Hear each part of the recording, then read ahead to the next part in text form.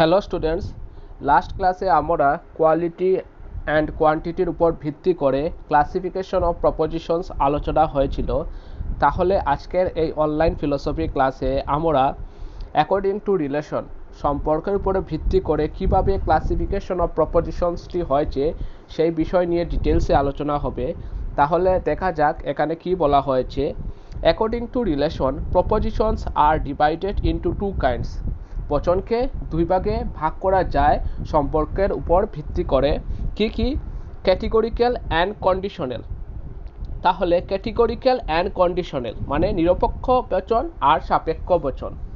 তাহলে আমরা categorical proposition নিয়ে ফার্স্টে আলোচনা করব। দেখি, the proposition in which the relation between the subject and the predicate is without any condition is called a categorical proposition।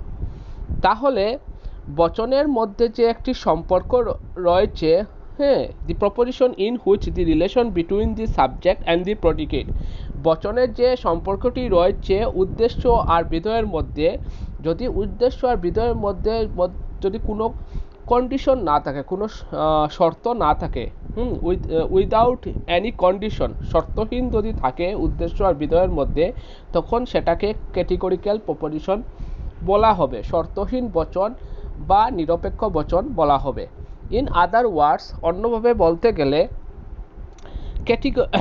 in a categorical proposition the predicate is either affirmed or denied of the subject unconditionally। তাহলে কি, এই যে দি predicate is either, এই যে বিধেয়টা অনেক সময় কি হবে, অ্যাফার্মড করবে বা ডিনাই করবে, মানে স্বীকৃতি দিবে বা অস্বীকার করবে অফ দি সাবজেক্ট, উদ্দেশ্যের ক্ষেত্রে, আনকন্ডিশনাল মানে শর্তহীনভাবে কি করবে, অ্যাফার্মেশন দিবে বা ডিনাই করবে, স্বীকৃতি দিবে বা অস্বীকার করবে। ফর এক্সাম্পল, দেখো এখানে একটি এক্সাম্পল দেওয়া হয়েছে, Lata Mangeshkar is a noted singer. তো লতা মঙ্গেশকর কি একজন ভালো গায়িকা, এখানে দেওয়া হয়েছে, এখানে কোনো কন্ডিশন নেই। দেখি আমরা আগে কি বলা হয়েছে, Goa is a tourist place. তাহলে কি, Goa is a tourist place, some flowers are not red. In all the above examples, উপরে যেগুলো উদাহরণ দেওয়া হয়েছে, উই ফাইন্ড দ্যাট, আমরা দেখতে পারি যে the relation between the subject and the predicate is without any condition। তাহলে উদ্দেশ্য আর বিধেয়ের মধ্যে যে সম্পর্কটা রয়েছে সেই সম্পর্কটা কি, একেবারেই শর্তহীন বচন, মানে এখানে কোনো কন্ডিশন নেই, কোনো শর্ত নেই। So they are categorical proposition, তাহলে সেই জন্য তাদেরকে কি বলা হয়, তাহলে এই প্রপোজিশনটাকে নিরপেক্ষ বচন হিসাবে ধরা হয়। তাহলে সেকেন্ড যে ক্লাসিফিকেশনটি রয়েছে রিলেশনের, কন্ডিশনাল প্রপোজিশন, এটা নিয়ে আমরা আলোচনা করি। The proposition in which the relation between the subject and the predicate is under a certain condition is called a conditional proposition. তাহলে বচনের যে সম্পর্কটি রয়েছে সাবজেক্ট আর প্রেডিকেটের মধ্যে, উদ্দেশ্য আর বিধেয়ের মধ্যে, is under a certain condition, কিছু শর্তের উপর ভিত্তি করে সাবজেক্ট, উদ্দেশ্য আর বিধেয়ের মধ্যে কি একটি সম্পর্কটি গঠন হয়েছে। ইন আদার ওয়ার্ডস, অন্যভাবে বলতে গেলে, in a conditional proposition the predicate is either, প্রেডিকেটটা কি হবে, is either affirmed or denied of the subject.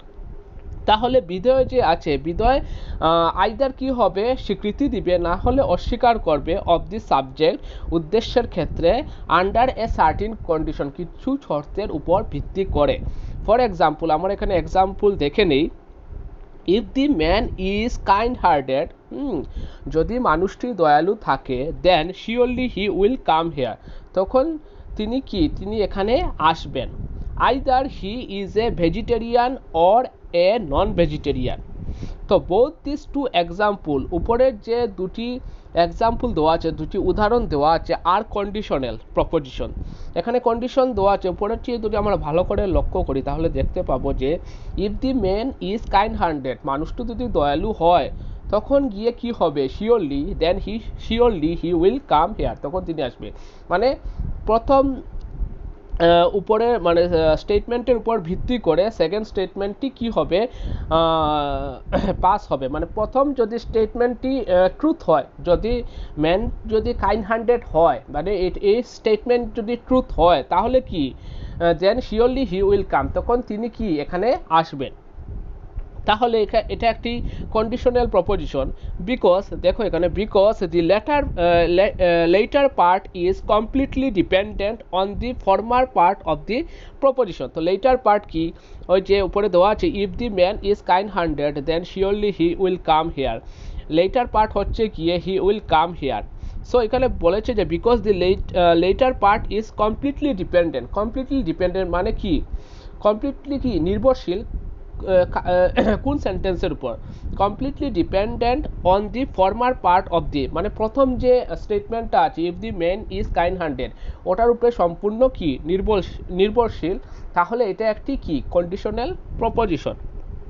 আমরা নেক্সট লাইনে দেখি, conditional propositions are again subdivided into hypothetical proposition and disjunctive proposition। তাহলে এই যে কন্ডিশনাল প্রপোজিশন যেটাকে আমরা বলি সাপেক্ষ বচন বাংলাতে, এই সাপেক্ষ বচনকে আবার দুই ভাগে বিভক্ত করা হয়েছে, subdivided into hypothetical proposition and disjunctive proposition, মানে সকল্প কি বচন আর হচ্ছে গিয়ে বিকল্প বচন। তাহলে আমরা হাইপোথেটিক্যাল প্রপোজিশনটা জেনে নেই কি বলা হয়েছে।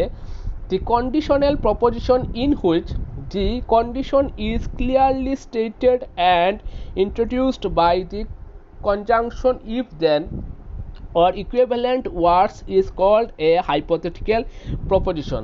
তাহলে একটি কন্ডিশনাল প্রপোজিশনের যদি কন্ডিশনটা শর্তটা যদি ক্লিয়ারলি আমাদের সামনে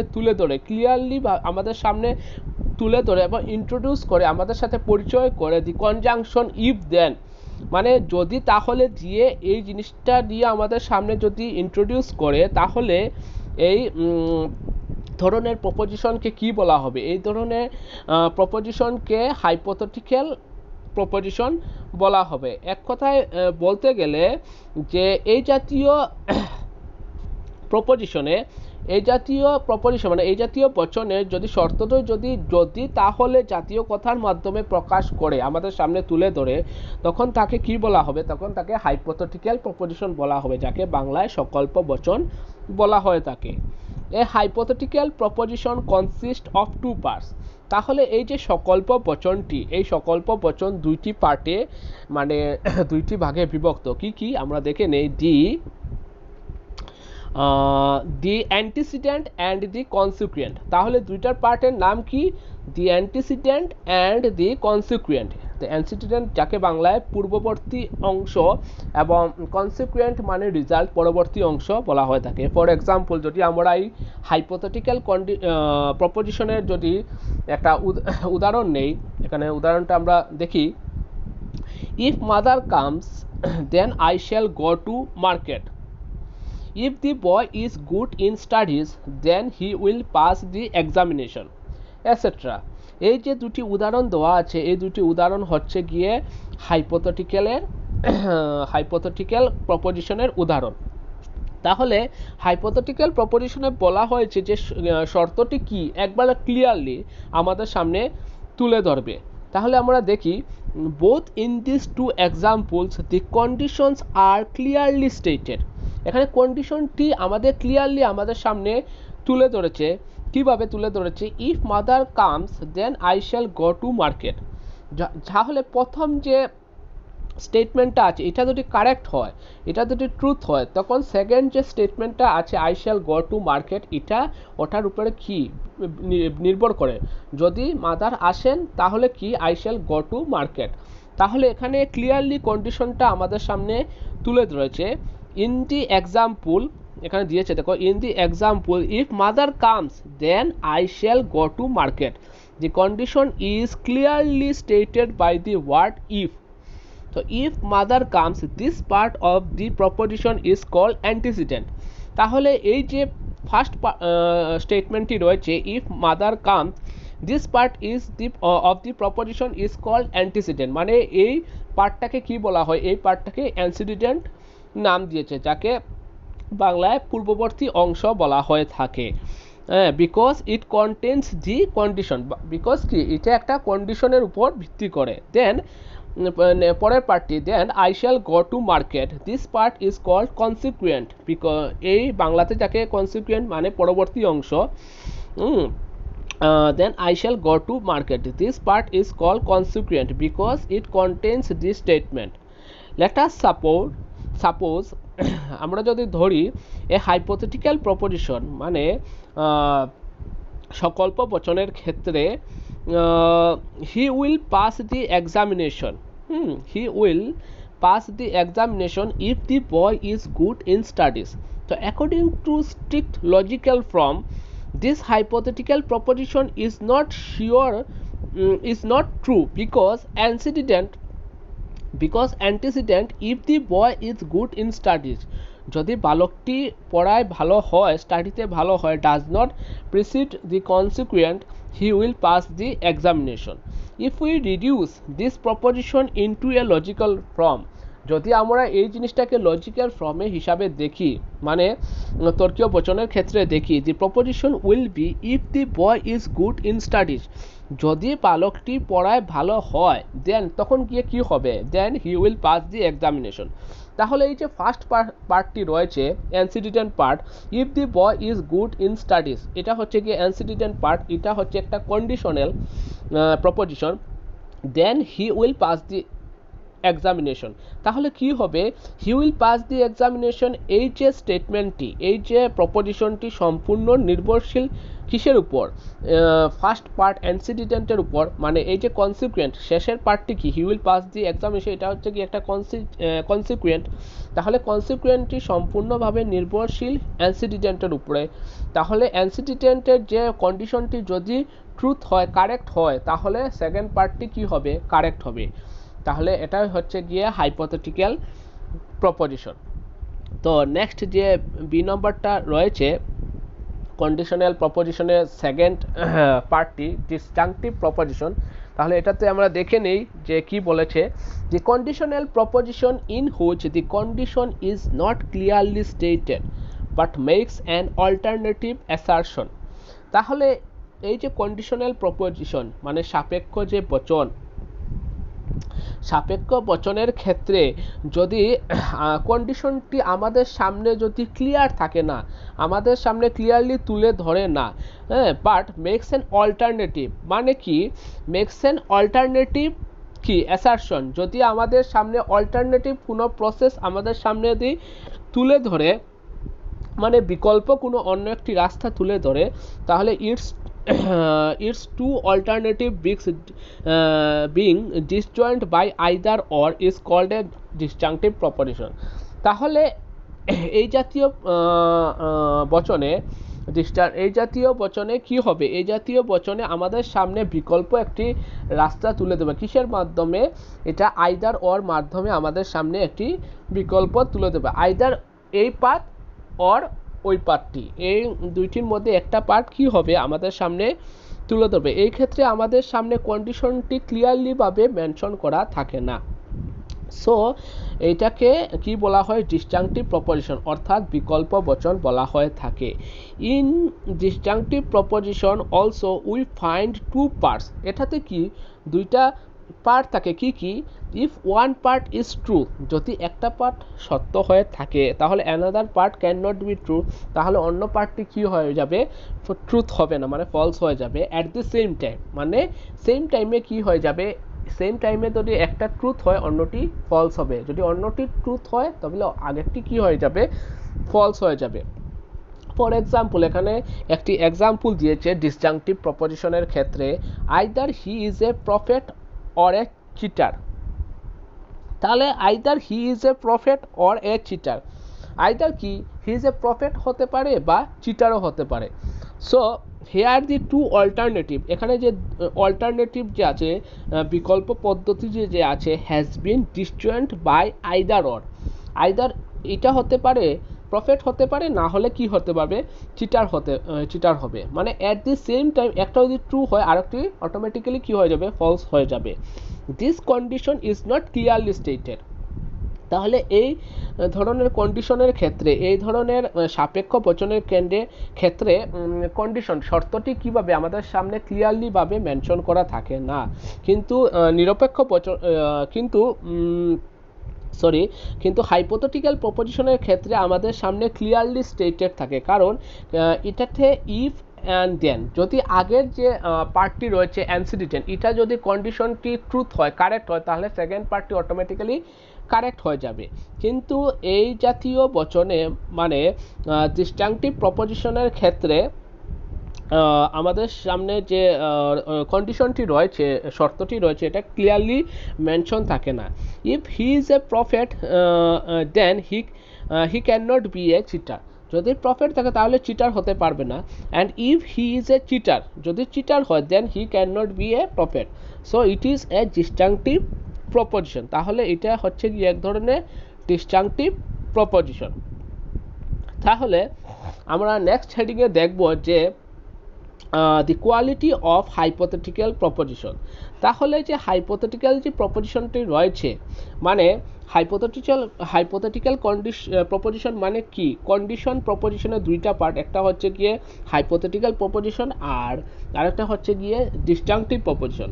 তাহলে আজকে এখন হাইপোথেটিক্যাল প্রপোজিশনে আমরা কোয়ালিটি আর এখানে কোয়ান্টিটি এই দুইটা বিষয় নিয়ে দেখি কোয়ালিটিতে কি বলেছে। The quality of hypothetical proposition, a hypothetical proposition consist of two parts. তাহলে হাইপোথেটিক্যাল প্রপোজিশনটি দুইটি পার্ট দিয়ে বিভক্ত, কি one is antecedent and the other is consequent. The antecedent, তাহলে অ্যান্টিসিডেন্ট বাংলাতে যাকে বলা হয় পূর্ববর্তী অংশ, অ্যান্ড কনসিকুয়েন্ট হচ্ছে গিয়ে পরবর্তী অংশ। The antecedent contains the condition and the consequent contains the statement. তাহলে যে পূর্ববর্তী যে অংশটি রয়েছে এটা একটি কন্ডিশন, মানে একটি শর্ত নিয়ে চলে, আর শেষের যে অংশটি মানে কনসিকুয়েন্ট মানে পরবর্তী অংশ, এটা হচ্ছে কি একটা স্টেটমেন্ট, একটা বাক্য। The quality of the antecedent, তাহলে অ্যান্টিসিডেন্টের যে কোয়ালিটি রয়েছে, যে গুণগত দিক রয়েছে, does not determines the quality of proposition, does not determine the quality, বচনের গুণগত দিক আমাদের নির্ধারণ করে না। Because the antecedent only contains the condition, because the antecedent only contains the condition, মানে পূর্ববর্তী যে অংশটি রয়েছে এটা কি কন্টেন্স, শুধু এটা কি নিয়ে চলে, এটা শুধু শর্তটি নিয়ে চলে। Because the antecedent only contains the condition, not the statement of relation. তাহলে স্টেটমেন্টের রিলেশন মানে সম্পর্কটি নিয়ে ডিল করে না। The consequent determines the quality of a hypothetical proposition. The consequent determines করে কি, the quality of a hypothetical proposition. তাহলে হাইপোথেটিক্যাল সকল্প বচনের যে গুণগত দিকটি রয়েছে সেটি ডিটারমাইন্স আমাদের সামনে করে দেয়। Because the consequent contains the main statement, কারণ কনসিকুয়েন্ট হচ্ছে গিয়ে এখানের মধ্যে মেইন স্টেটমেন্ট। কনসিকুয়েন্ট বলতে পরবর্তী যে অংশটি রয়েছে, পরবর্তী অংশটি হচ্ছে গিয়ে এখানে একটি main statement. So the quality of a hypothetical proposition, তাহলে হাইপোথেটিক্যাল প্রপোজিশনের যে quality, so the quality of a hypothetical proposition depends, তাহলে ডিপেন্ডস করে, নির্ভর করে on the quality of on the quality of A consequent. তাহলে পরবর্তী যে অংশের যে গুণগত দিকটি রয়েছে সেটার উপর নির্ভর করে দি quality of hypothetical proposition. If the consequent is affirmative, যদি কনসিকুয়েন্টটি অ্যাফার্মেটিভ হয়ে থাকে, মানে পরবর্তী অংশ যদি স্বীকৃতি পায়, মানে অ্যাফার্মেটিভ হয়ে থাকে, দি হাইপোথেটিক্যাল প্রপোজিশন কি হবে, অ্যাফার্মেটিভ হবে। If the consequent is negative, যদি কনসিকুয়েন্টটি নেগেটিভ হয়ে থাকে, মানে কি, মানে কনসিকুয়েন্ট যদি নাবোধক বা নঞ্ছার্থক যদি হয়ে থাকে তাহলে কি, the hypothetical proposition is negative হবে। কিভাবে আমরা একটা এক্সাম্পলের সাহায্যে দেখি। If you read alternatively, if you read alternatively then you will get the first position in the examination. তাহলে কি হয়েছে, if you read alternatively, যদি তুমি বিকল্প পদ্ধতিতে যদি পড়াশোনা করো, then you will get the first position, তাহলে তুমি কি প্রথম স্থান অর্জন করবে কি এক্সামিনেশন পরীক্ষার ক্ষেত্রে। তাহলে is an affirmative hypothetical proposition, এটা এক ধরনের অ্যাফার্মেটিভ হাইপোথেটিক্যাল প্রপোজিশন, কারণ এটাতে কোনো ধরনের নেগেটিভ নেই, এটা স্বীকৃতি পাচ্ছে।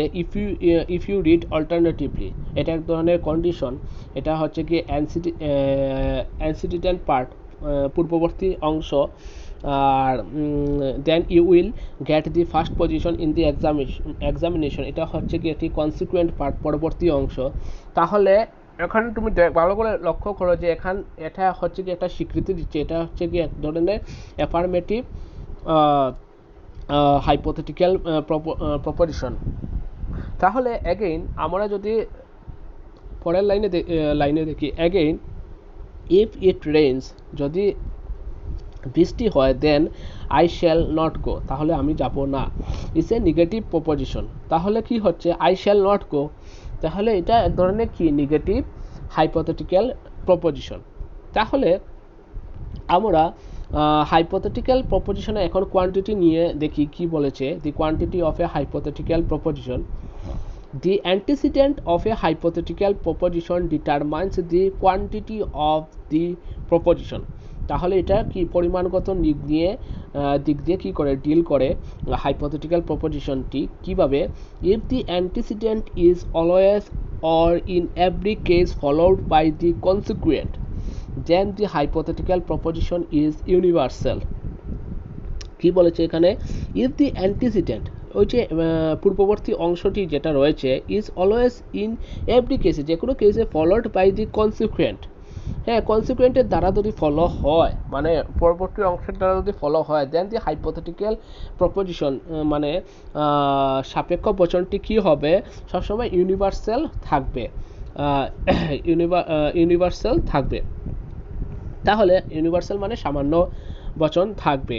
If the antecedent is followed by the consequent in some cases, কিছু কেসেসে যদি ফলো হয়, some cases or at least in one case, যদি অ্যাটলিস্ট ওয়ান কেসে ফলো হয়, then the hypothetical proposition is particular, তখন বিশেষ বচনে যাবে। So the quantity of a hypothetical proposition is determined, তাহলে quantity of a hypothetical proposition মানে সাপেক্ষ বচনের যে কোয়ান্টিটিটি রয়েছে, যে পরিমাণ দিকটি রয়েছে, সেটা ডিটারমাইন করবে কিসের উপরে, by the quantity of its antecedent. তাহলে অ্যান্টিসিডেন্টের কোয়ান্টিটি কি, মানে পূর্ববর্তী অংশের যে পরিমাণ দিকটি কি, সেটার উপরে হোল যে আমাদের প্রপোজিশনটি বচনটি রয়েছে সেটি নির্ভর করবে। কিভাবে, আমরা একবার যদি কোয়ান্টিটির দিক দিয়ে যদি বিবেচনা করি, কি the quantity of a hypothetical proposition, if all man are wise, কি বলেছে, if all man are wise then Hari is also wise, মানে কি অ্যান্টিসিডেন্টের উপর নির্ভর করছে, অল ম্যান আর ওয়াইজ, সেখানে কি বলছে, if all man are wise, তো হরিও তো মানুষ, এখানে সব মানুষের কথা বলা হয়েছে, সব মানুষ কি জ্ঞানী, if all man are wise, সব মানুষ যদি জ্ঞানী হয়, then Hari is also wise, কারণ হরিও তো একজন মানুষ। তাহলে কি এটা কিসের উপরে, অ্যান্টিসিডেন্টের উপরে ভিত্তি করছে, অ্যান্টিসিডেন্টের কোয়ান্টিটির উপরে ভিত্তি করছে। যদি অ্যান্টিসিডেন্টের কোয়ান্টিটি যদি ট্রুথ হয়, তাহলে সেকেন্ড যে কনসিকুয়েন্ট পার্টটি রয়েছে সেটি ট্রুথ হবে। তাহলে নেক্সট আমরা এক্সাম্পলটি দেখি, if some students of A class secured good marks, যদি সাম স্টুডেন্টস অফ ক্লাস মানে ক্লাসের যে কিছু সংখ্যক স্টুডেন্টস রয়েছে, ছাত্র রয়েছে বা ছাত্রী রয়েছে, যদি ভালো মার্কস সিকিউর করে, then the whole class will be honoured, তাহলে হোল ক্লাস কি হবে, অনার্ড হবে, গর্ববোধ করবে। ইন দি অ্যাবাভ এক্সাম্পল, এখানে যে উপরে যে উদাহরণগুলো দেওয়া হয়েছে, the first one is universal hypothetical proposition, কেননা ইউনিভার্সাল হাইপোথেটিক্যাল প্রপোজিশনটা ফার্স্ট এক্সাম্পলে দেখো, ইফ অল ম্যান, এখানে অল মানে সাবজেক্টের হোল পার্ট পার্টটাকে নিয়ে কি করছে, ডিল করছে, সেই জন্য এটাকে ইউনিভার্সাল হাইপোথেটিক্যাল প্রপোজিশন বলা হয়েছে। And the second one is a particular, কারণ এখানে সাম দেওয়া আছে, সাম স্টুডেন্টস, কারণ এই হোল সাবজেক্টের কি, এই হোল সাবজেক্টের একটা পার্ট নিয়ে কি করছে, ডিল করছে, সেই জন্যকে এটা second one is a particular, মানে পার্টিকুলার হাইপোথেটিক্যাল প্রপোজিশন বলা হয়েছে। ইফ দেখো নেক্সট প্যারাগ্রাফে, if there is no sign of quantity, if there is no sign, যদি কোনো ধরনের চিহ্ন দিয়ে আমাদের quantity, if there is no sign of quantity, যদি কোনো ধরনের চিহ্ন না থাকে আমাদের পরিমাণগত দিক দিয়ে, then antecedent of a hypothetical proposition, তখন কি হবে, হাইপোথেটিক্যাল প্রপোজিশন মানে সাপেক্ষ বচনের ক্ষেত্রে যে অ্যান্টিসিডেন্ট পার্টটি রয়েছে, then it takes a universal proposition, তখন একে ইউনিভার্সাল প্রপোজিশন হিসাবে ধরা যাবে। তাহলে আমাদের কোয়ালিটি আর কোয়ান্টিটি অফ কি বলে হাইপোথেটিক্যাল প্রপোজিশন নিয়ে আলোচনা হলো। এখন আমরা যে কোয়ালিটি আর কোয়ান্টিটি অফ ডিসজাংটিভ প্রপোজিশন, মানে ডিসজাংটিভ প্রপোজিশনের যে কোয়ালিটি আর কোয়ান্টিটি কি সেই বিষয় নিয়ে আমরা দেখি। তাহলে ডিসজাংটিভ প্রপোজিশন কি, ডিসজাংটিভ প্রপোজিশনের আমাদের কি মেইন পয়েন্টটা কি, মেইন পয়েন্টটা হচ্ছে এখানে যে কন্ডিশনটি রয়েছে, এখানে যে শর্তটি রয়েছে, এটা শর্তটি আমাদের সামনে ক্লিয়ারলি স্টেটেডভাবে বলে দিতে পারে না, এটা আইদার অর এর উপরে চলে। তাহলে আমরা এটা দেখে নেই তার যে কোয়ালিটি আর কোয়ান্টিটির উপরে ভিত্তি করে কিভাবে ডিসজাংটিভ প্রপোজিশনটি হয়েছে। মানে ডিসজাংটিভ প্রপোজিশন বলতে গিয়ে বিকল্প যে বচনটি কিভাবে গুণগত আর পরিমাণগত ভিত্তি করে যে এই ডিসজাংটিভ প্রপোজিশনটি হয়েছে সেটা দেখব। Disjunctive proposition is always affirmative, এটা সর্বদা কি হবে, অ্যাফার্মেটিভ হবে, মানে অ্যাফার্মেটিভ বাংলা যাকে বলে সদর্থক বচন হবে। There is no negative form in a disjunctive proposition, এখানে কোনো ধরনের নেগেটিভ নেই, মানে ননসর্থক নেই এক কথায় বলতে গেলে। So a disjunctive proposition does not admit of a distinction of quality, তাহলে কোয়ালিটির দিক দিয়ে তার কোনো ডিস্টিংশন নেই, শুধু কি a disjunctive proposition may be universal or particular, তাহলে তার ইউনিভার্সাল অর পার্টিকুলার হতে হবে, তাহলে কোয়ান্টিটির দিক দিয়ে তার একটি কি রয়েছে, ডিফারেন্ট রয়েছে, ডিফারেন্সিয়েট করা যায়, তাকে পার্থক্য দেওয়া যায়। কীভাবে দেখি আমরা। If a disjunctive proposition begins with all every etcetera, যদি অল এভরি দিয়ে এটাকে যদি আমরা মেনশন করি, then the proposition will be a universal proposition. Universal proposition হতে গিয়ে হোল সাবজেক্টটা নিয়ে ডিল করতে লাগে, তাহলে হোল সাবজেক্টটাকে আমরা কিভাবে আইডেন্টিফাই করি, হোল সাবজেক্টটাকে আমরা অল এভরি এইগুলো দিয়ে আমরা কি করি, আইডেন্টিফাই করি, তখন এটা কি হবে, ইউনিভার্সাল প্রপোজিশন হবে। ইউনিভার্সাল মানে সামান্য বচন হবে। And if the proposition begins with some or equivalent words, then the proposition will be a particular proposition. যখন আমরা হোল সাবজেক্টটার একটি পার্ট নিয়ে যখন আমরা ডিল করি, তখন এটা কি হয়ে যাবে, পার্টিকুলার প্রপোজিশন হয়ে যাবে, মানে পার্টিকুলার ভাবে মানে বিশেষ বচন হয়ে যাবে এই তোমার ডিসজাংটিভ প্রপোজিশনের ক্ষেত্রে। কিভাবে আমরা একটু এক্সাম্পল যদি নেই ভালো করে বুঝতে পারবো।